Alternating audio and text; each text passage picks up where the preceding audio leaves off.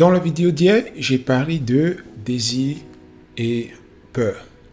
Et j'ai parlé surtout de la relation entre le désir et la création de réalité. On a vu le fait que la plus grande peur que tout le monde a dans la vie, c'est la peur d'être coupé d'amour, la peur d'être rejeté, la peur d'être abandonné par les autres. C'est pour ça beaucoup de gens passent toute leur vie à essayer de se battre pour avoir l'attention des autres, pour avoir l'approbation, pour avoir le soutien, pour avoir l'acceptation des autres. Et tout simplement parce que le désir le plus profond, le désir le plus grand de chaque être humain, c'est le désir d'être aimé, le désir d'aimer et d'être aimé par les autres, par son entourage.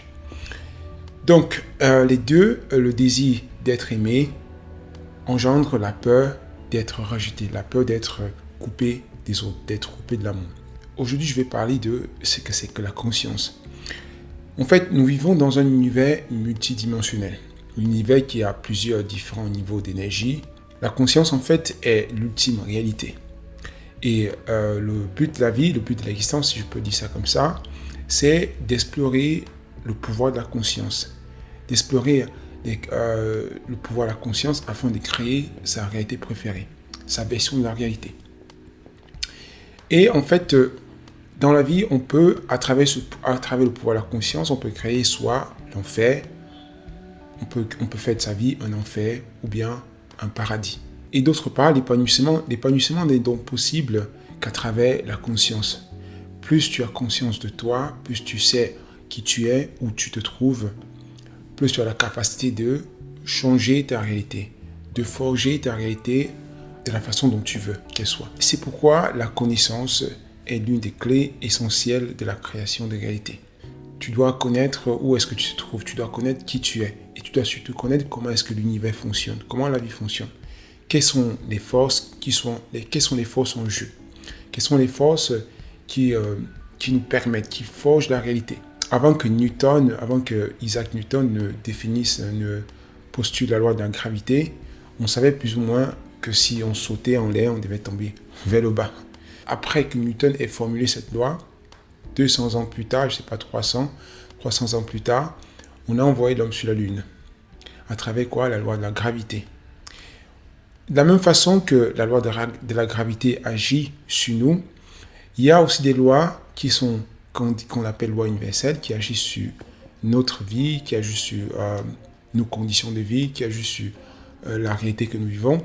Mais le problème, c'est que puisqu'on ne peut pas les expérimenter, on ne peut pas expérimenter leur pouvoir, on ne peut pas expérimenter leur effet directement, on a tendance à les ignorer. Bref, pour créer sa réalité préférée, il faut avoir des connaissances, il faut être écouté, il faut avoir cherché suffisamment, comprendre comment est-ce que la réalité fonctionne. Donc, mon but, en fait, c'est de partager ces informations autant que possible pour donner aux gens la possibilité de créer leur réalité préférée, d'avoir une nouvelle vision, une nouvelle perception de la réalité. Sans connaître toutes ces informations, la plupart des gens dans la vie sont leurs propres ennemis et sont responsables de toutes les conditions de vie dans lesquelles elles se trouvent. Quand je parle de conditions de vie, je parle en termes relationnels, en termes financiers, carrière, amour, etc. Et les deux raisons pour lesquelles les gens finissent par répéter encore et encore les mêmes expériences sont, la première, c'est le fait que